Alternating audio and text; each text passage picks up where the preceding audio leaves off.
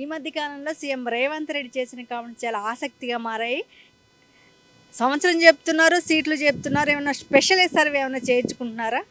మాట్లాడదాం. మనతో పాటు బీఆర్ఎస్ నాయకులు తాండ్ర మేఘన ఉన్నారు. ఈ మధ్యకాలంలో రేవంత్ రెడ్డికి కామెంట్ చూసే ఉంటారు. ఈ సంవత్సరం ఎలక్షన్స్ వస్తే ఇన్ని సీట్లు గెలుస్తాం అంటున్నారు. ఆ ధీమా ఎందుకు ఉందంటారు? అది ధీమా కాదు మేడం, ఫ్రస్ట్రేషన్. ఎందుకంటే సీఎంగా ఉండి కూడా సీఎం పదవిని అనుభవించలేకపోతుండు. ఆ ఫ్రస్ట్రేషన్ ప్రజల మీద తీస్తున్నాడు. కేసీఆర్ గారు మీరు చూసినట్టయితే ప్రతి సభలో కేసీఆర్ గారి నామస్వరం చేయండి, కేసీఆర్ గారి పేరు తీయండి మాత్రం ఆ సభ స్టార్ట్ కాదు, ఎండ్ కాదు. అంటే ఇందులో అర్థమైపోతుంది మేము. ఇంకోటి, ఆయననే ఓన్ సర్వే చేయించుకుండా ఆ ఓన్ సర్వేలో ఏమొచ్చింది, 78 సీట్లు బీఆర్ఎస్కు వస్తాయి అన్నది. అంటే దీంట్లో మనకు ఈజీగా అర్థమైపోతుంది. ఇప్పుడు మీదికెళ్ళి ఇప్పుడు కొనుక్కొని తెచ్చుకున్న పదవి అది, ఏదో ప్రజలు ఎన్నుకున్న పదవి కాదు. ప్రజలు ఆయనకు అరే ఏదో ఉద్ధరిస్తాడు, 6 గ్యారంటీలు 420 హామీలు ఇచ్చిండు కదా, మమ్మల్ని ఉద్ధరిస్తాడు, మా బతుకులలో కొంచెం కేసీఆర్ గారు చేసిన అభివృద్ధి కంటే ఇంకా కొంచెము అభివృద్ధి ఎక్కువనే చేస్తాడు అన్న ఒక ఆశ ఏదైతే ఉండనో ప్రజలల్లో, ఆ ఆశ కూషిగాడు చచ్చినట్టు అది మాత్రం మొత్తం పోయింది. ఎందుకంటే 6 నెలల్లో ఈయన రాష్ట్రానికి ఏం చూపించిండా అనేది ప్రజలకు తెలుసు, మెయిన్ రైతులకు తెలుసు.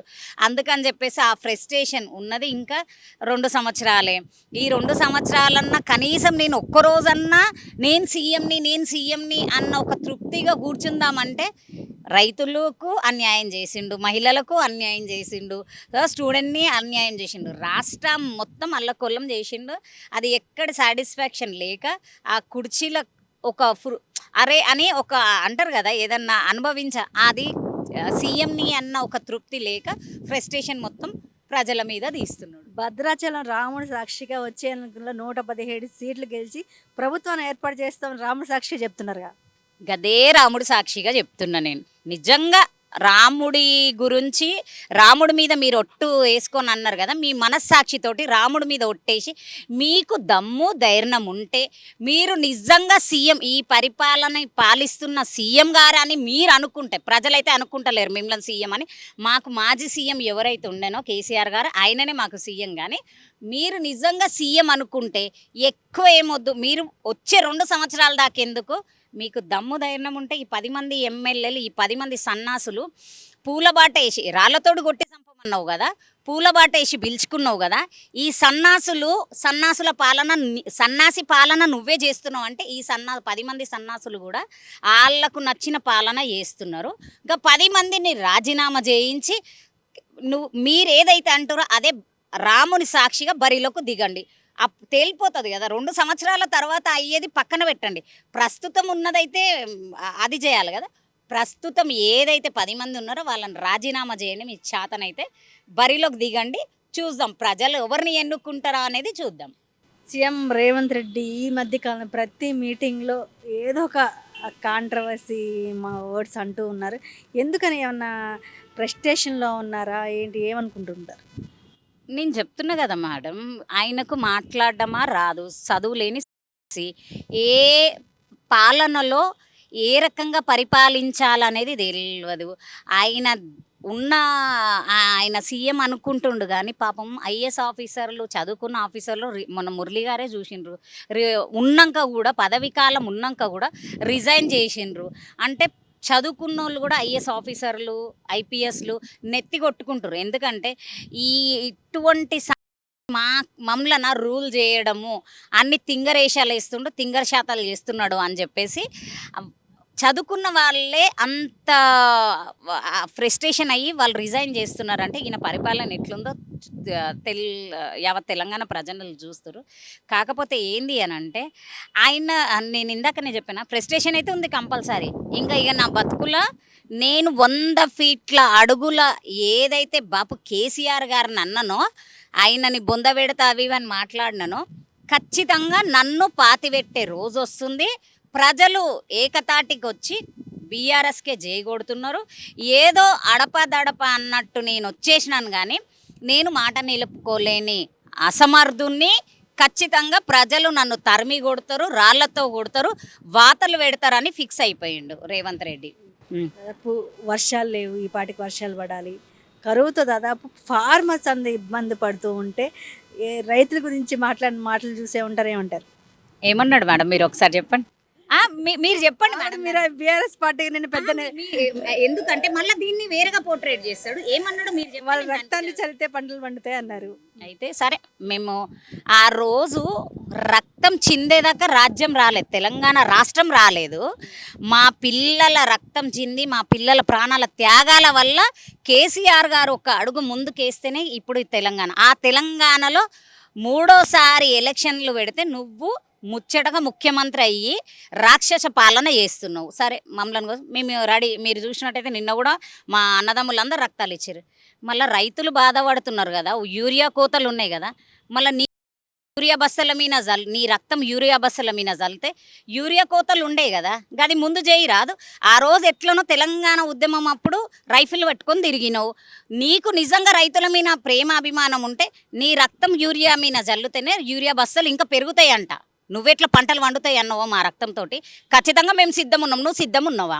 నువ్వు సిద్ధంగా ఉంటే నడవ, ఏడ నిలబడదామో, ఏడ యూరియా బస్సుల మీద నూజళ్ళు, మేము మా పంటల మీద మేము మా రక్తం జిందిస్తాం. మేము తెలంగాణ రాష్ట్రం కోసం, తెలంగాణ రాష్ట్రాన్ని సాధించాలనే మా బాపు కేసీఆర్ గారు ప్రాణాలనే లెక్క చేయలే.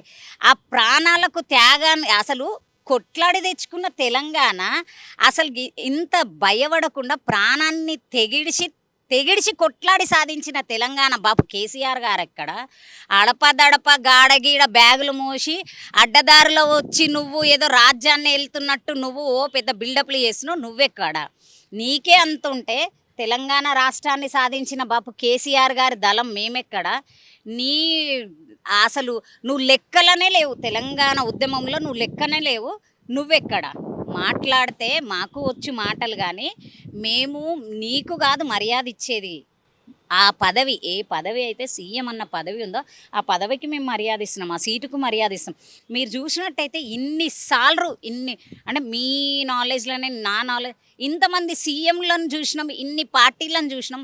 ఎవ్వరు ఇంత దరిద్రమైన పాలన చేయలేరు, ఎవ్వరు ఇంత దరిద్రంగా మాత్రం మాట్లాడలేరు.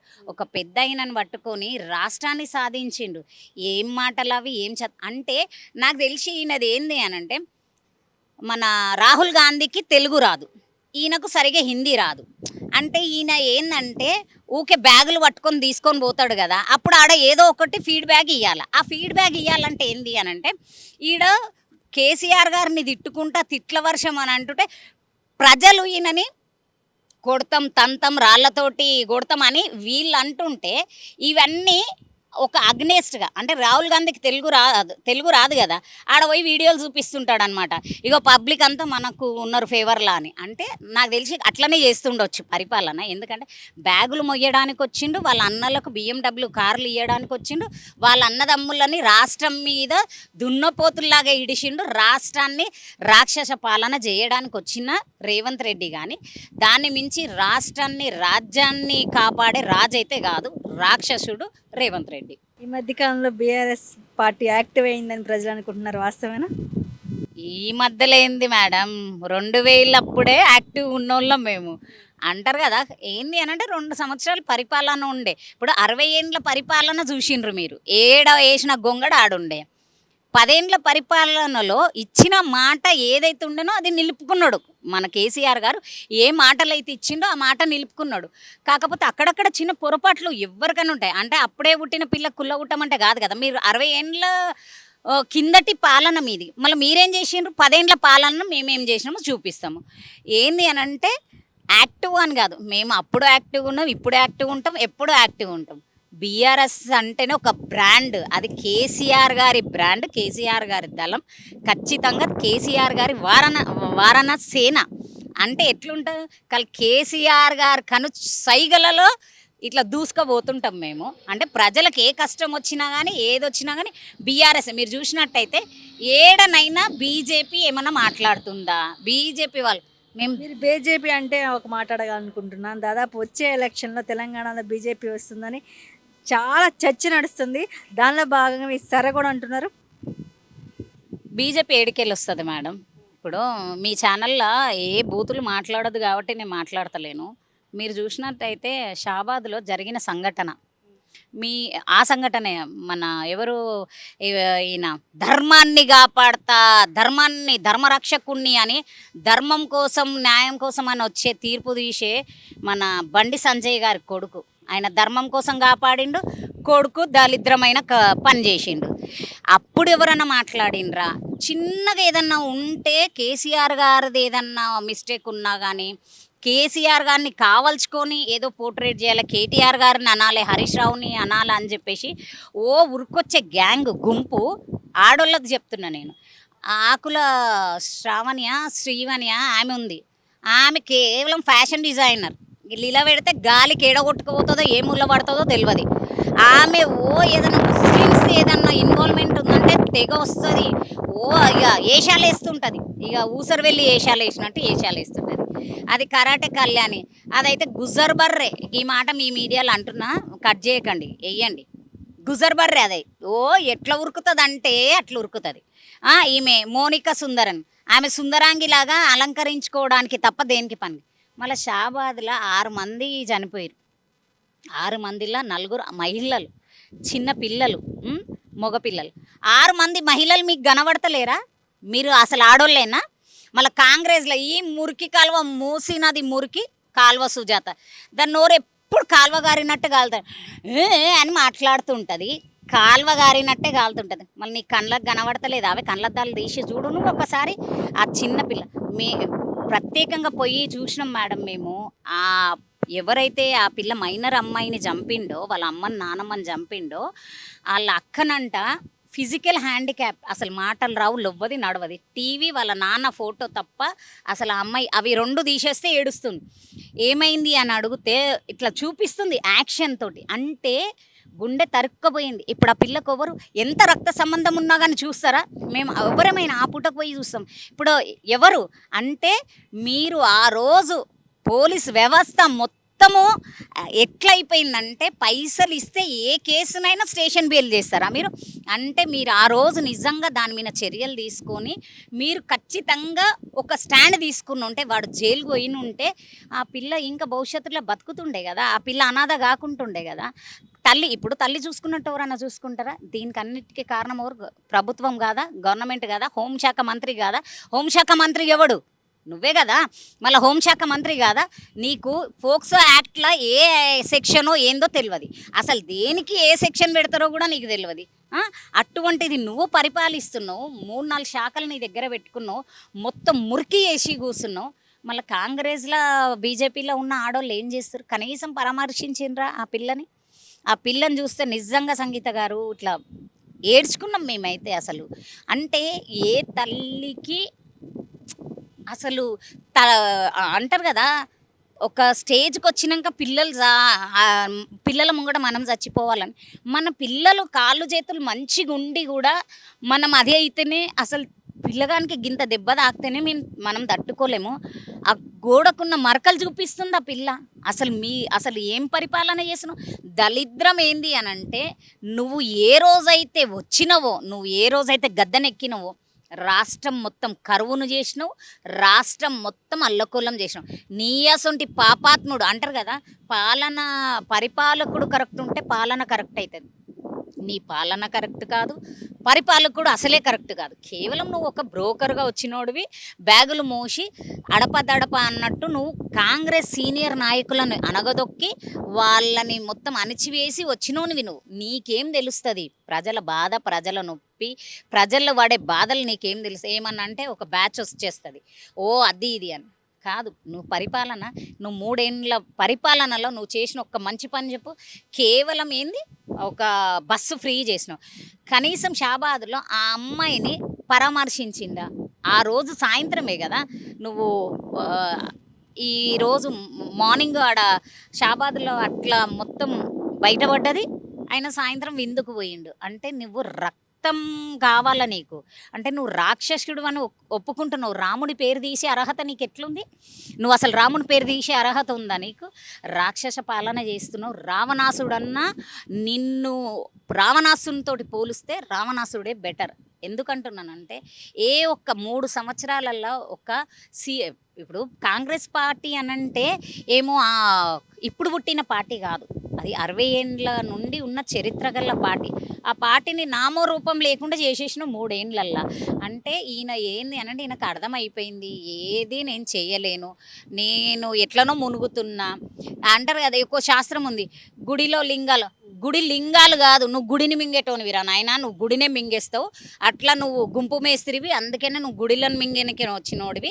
నువ్వు ఇంకోసారి దేవుళ్ళ పేరు తీయకు. ఎందుకంటే ఇంతకుముందు కూడా దేవుళ్ళ మీద ఒట్టేసి ఎన్నో మాటలు అబద్ధాలు, నోరు ఇప్పితే అబద్ధాలు. ఈడ చెప్పిన మాట గాడికి పోగానే మర్చిపోయి ఇంకో మాట చెప్తావు.